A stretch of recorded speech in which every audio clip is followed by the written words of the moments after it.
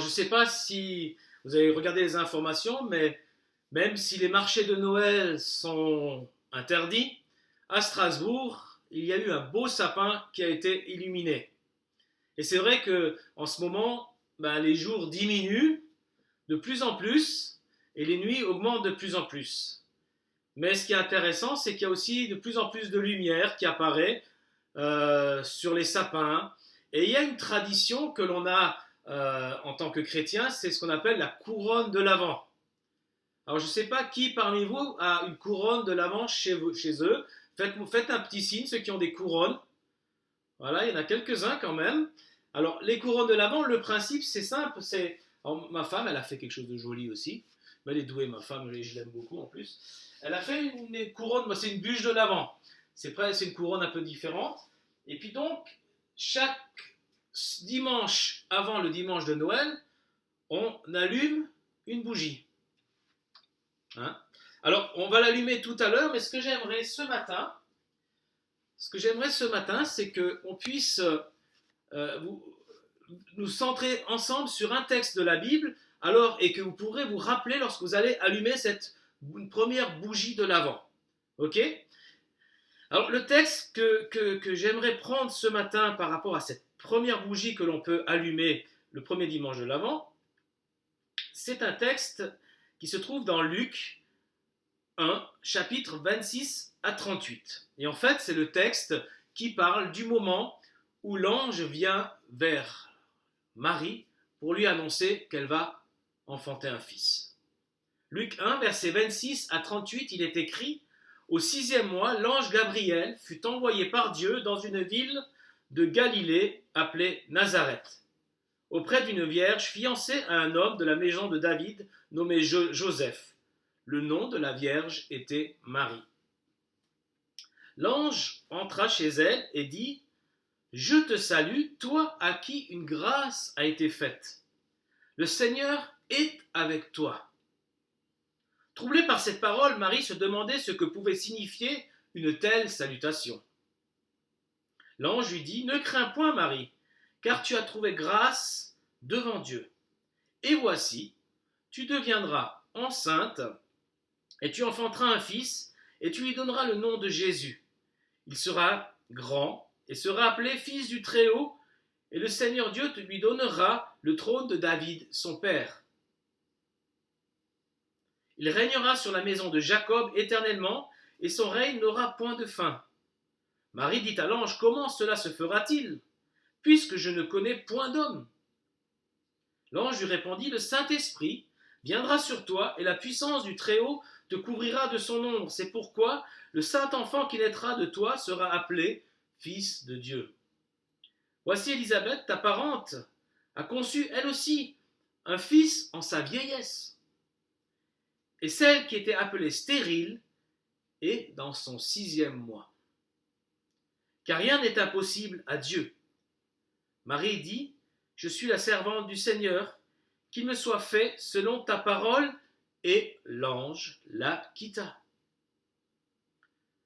Le premier point que j'aimerais aborder ce matin, c'est ce mot « tu as trouvé grâce » que l'on voit au verset 28. Je te salue Marie, toi à qui une grâce a été faite, le Seigneur est avec toi. Toi à qui une grâce a été faite, en fait, peut être traduit autrement, tu as été reçu en grâce. Toi, tu es l'objet de la grâce de Dieu. Toi, tu es l'objet de la faveur de Dieu. Être l'objet de la grâce de Dieu, ce n'est pas simplement un objet ou quelque chose que l'on reçoit et qui se donne comme on reçoit une boîte de chocolat. J'ai entendu parfois parler cette expression, en tout cas, il me faut beaucoup de grâce. C'est quoi beaucoup de grâce? C'est 1 kilo de grâce? 10 kilos de grâce? 100 kilos de grâce? Non, la grâce ne se mesure pas comme ça et ne se reçoit pas comme des paquets. En fait, s'il fallait donner une image, s'il fallait faire une analogie, être l'objet de la grâce de Dieu, c'est entrer dans la grâce de Dieu, c'est entrer dans la grâce de Dieu comme on rentre dans une piscine. Lorsque tu rentres dans la piscine, tu es mouillé, tu es plongé dans la piscine, tu n'es pas un peu mouillé ou beaucoup mouillé, tu es mouillé. Tu es entièrement mouillé. Être l'objet de la grâce de Dieu, c'est comme être plongé dans la présence de Dieu, c'est recevoir son amour et son pardon immérités. La grâce de Dieu, voyez-vous, elle nous enveloppe, elle nous entoure. Dans la présence de Dieu, on reçoit cet amour immérité et on peut même s'enfoncer dans la grâce. D'ailleurs, il y a un verset qui dit qu'on peut grandir dans la grâce. Dans 2 Pierre 3, verset 18, il est marqué « Croissez dans la grâce, dans la connaissance de notre Seigneur et Sauveur Jésus-Christ. À lui soit donnée la gloire, maintenant pour l'éternité et l'éternité. » Donc tu rentres dans la présence de Dieu. La grâce dont tu es l'objet vient de Dieu. En fait, la grâce avec un grand G, c'est Dieu lui-même. Et l'ange de Dieu dit à Marie, tu as été reçue avec grâce, le Seigneur est avec toi. Et j'aimerais m'arrêter sur ce deuxième terme, le Seigneur est avec toi. Dans ce petit village insignifiant de Nazareth, qui est sur une colline de la tribu de Zabulon. Vous voyez où c'est la tribu la tribu de Zabulon? Parce que non, on ne sait pas trop où c'est. Au sud de Cana. En Cana, on connaît, on aime bien, parce que là, c'est que Jésus a fait un miracle super. Il a changé l'eau en vin. Mais on ne sait pas trop où c'est. Et Nazareth, en fait, c'est intéressant parce que le mot Nazareth viendrait de l'hébreu qui veut dire Netzer et qui veut dire le petit germe, le rejeton. Et ce qui explique aussi que les textes du Nouveau Testament reprennent cette prophétie de Ésaïe 11, verset 1. Un rameau sortira du tronc d'Ésaïe par les prophètes, il sera appelé Nazaréen. Dans un endroit insignifiant, quelque chose va se passer. Dans ce village insignifiant, l'ange va révéler à Marie qu'elle est rentrée dans la grâce de Dieu et que le Seigneur est avec elle. Voyez-vous, ce temps, pour le peuple hébreu à l'époque, était un temps aussi où il semblait que les jours diminuaient. C'était un temps aussi où il semble qu'il y avait des ténèbres, il y avait une oppression. Oh, ce n'était pas un virus qui les oppressait, mais c'était les Romains qui les avaient envahis. Et ce peuple était là, ils attendaient un libérateur, ils attendaient un sauveur, ils attendaient que quelque chose se passe. Dans ce village insignifiant, Dieu se révèle à Marie parce que Dieu n'a pas oublié son peuple. Dieu n'a pas oublié l'homme même. Dieu n'a pas oublié la création. Parce que voyez-vous, il y a aussi des textes qui disent, et on peut le voir aussi actuellement au travers des infos, la terre tout entière soupire. La terre tout entière a l'impression d'aller mal.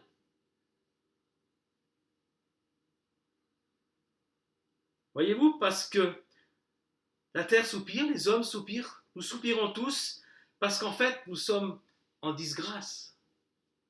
L'humanité est sous le poids d'une condamnation liée à une rupture avec son Créateur. Voyez-vous, le père de l'humanité, Adam, et la mère de l'humanité, Ève, ont introduit dans le monde un virus mortel qui s'appelle le péché. Et on lit ça dans Genèse chapitre 3. L'Éternel dit au serpent, puisque tu as fait cela, tu seras maudit entre tout le bétail et entre tous les animaux des champs. Tu marcheras sur ton ventre et tu mangeras de la poussière tous les jours de ta vie. Je mettrai inimitié entre toi et la femme, entre ta postérité et sa postérité. Celle-ci t'écrasera la tête et tu lui blesseras le talon. Il dit à la femme, j'augmenterai la souffrance de tes grossesses. Tu enfanteras avec 12 heures. Et tes désirs se porteront vers ton mari, mais il dominera sur toi.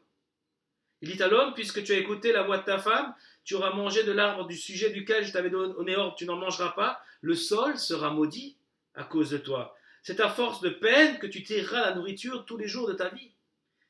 Il te produira des épines et des ronces, tu mangeras de l'herbe des champs. C'est à la sueur de ton visage que tu mangeras du pain, jusqu'à ce que tu retournes à la terre, d'où tu as été pris, car tu es poussière et tu retourneras dans la poussière. Voyez-vous, le péché est entré dans le monde et la mort est entrée dans le monde. La mort physique qui est là, on utilise beaucoup ce terme, tu es poussière, tu retourneras à la poussière dans les enterrements, mais ce n'est pas qu'une mort physique qui est là. Il y a des choses beaucoup plus visibles. Il y a la mort qui s'est introduite dans tous les domaines de la vie, entre l'homme et la femme. Quand Dieu a créé l'homme, il a créé la femme, elle devait être son vis-à-vis, une être semblable à lui. Et puis là, on voit qu'il y a une notion de hiérarchie, de domination de l'homme sur la femme. Et puis si on continue à lire les textes de la Genèse, on voit qu'après qu'il y a des ruptures de relations entre frères et sœurs. Il y a eu un même meurtre entre les deux frères. Et tout ça va s'aggraver, et le péché va s'aggraver, et va contaminer la création tout entière. entre les familles, entre les peuples, et même la création, comme j'en disais tout à l'heure, va être contaminée.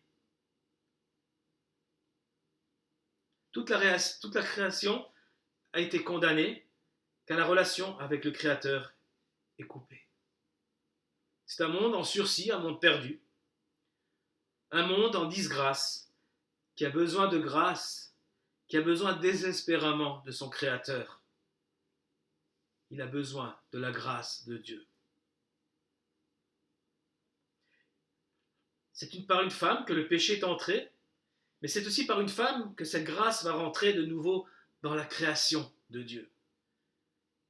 Et cette femme va enfanter ce qu'écrit dans l'Épître aux Corinthiens et dans la parole, va enfanter Jésus qui est aussi appelé le nouvel Adam.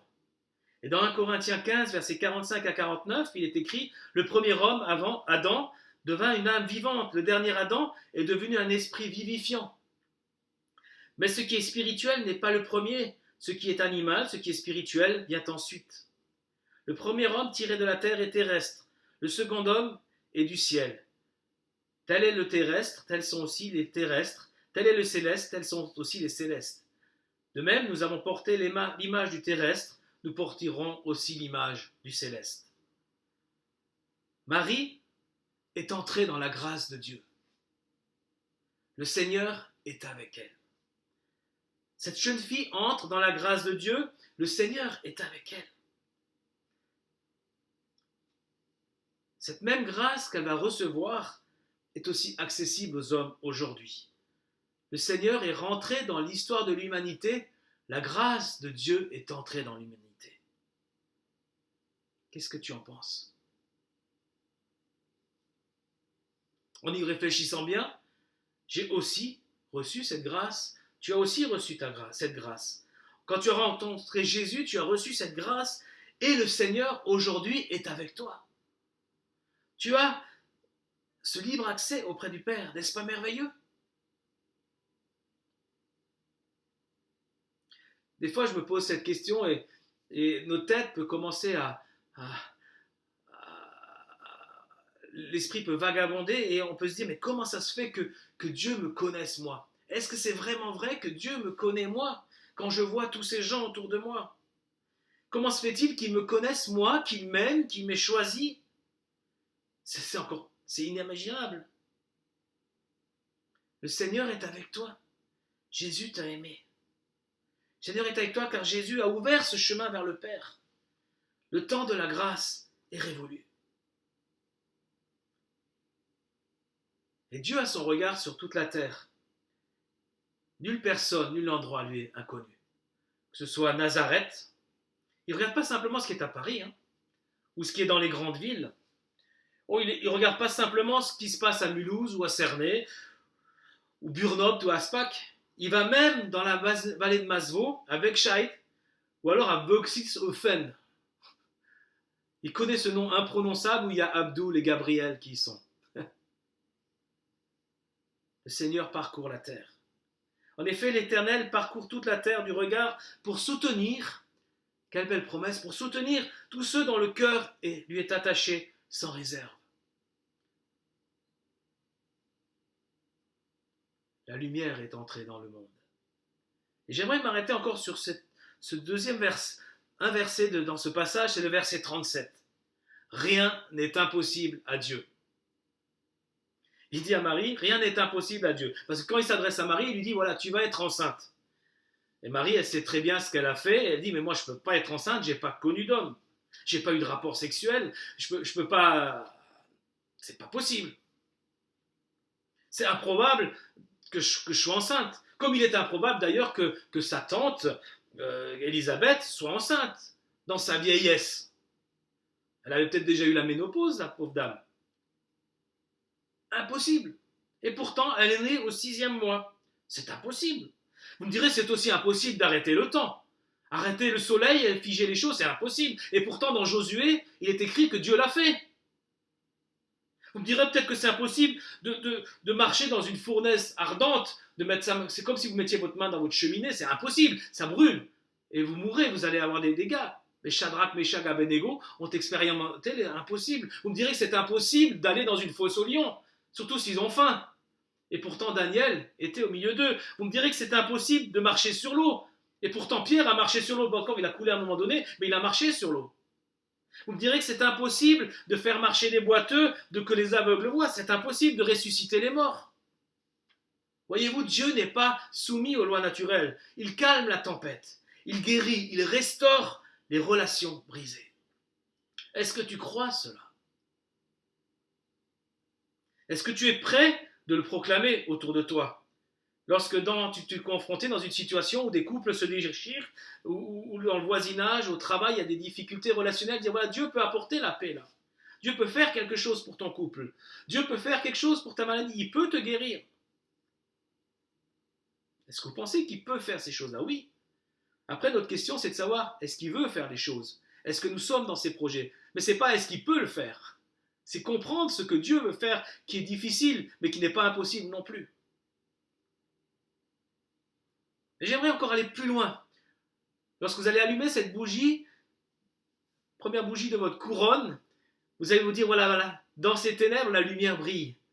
Et cette bougie, cette première lumière de la couronne d'Adam montre que cette annonce faite à Marie, c'est déjà la lumière qui commence à chasser les ténèbres dans ma vie. Mais au travers de Marie, il y a quelque chose de fantastique, c'est que ce que Marie a vécu, cette grâce qu'elle a vécue, elle a des répercussions sur ma vie, sur ta vie. Parce que Marie a reçu la grâce de Dieu, Jésus est né. Et parce que Jésus est né, le plan de Dieu a continué et nous sommes aujourd'hui tous au bénéfice de ce plan. N'est-ce pas fantastique? Je vais te dire un truc, c'est que toi aussi, ce que Dieu fait dans ta vie va avoir des répercussions sur d'autres personnes. C'est pas impossible pour Dieu que ce qu'il fait dans ta vie va changer des vies autour de toi. Souvent, on veut changer le monde. On ne peut pas changer le monde. Mais on peut changer le monde pour une personne. Comprenez ce que je veux dire? On peut changer le monde pour une personne. Et Dieu peut changer la vie de personnes qu'il va mettre sur ta route.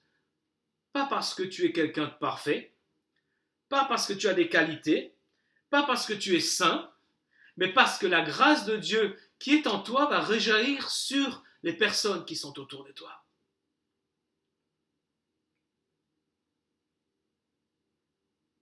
Et rien n'est impossible à Dieu. Il peut faire de toi, de moi, de nous, Église de Bourg-Nopt, des instruments qui vont changer les vies. Et au travers de chacun de nous, Dieu peut changer le monde. Et Dieu change le monde.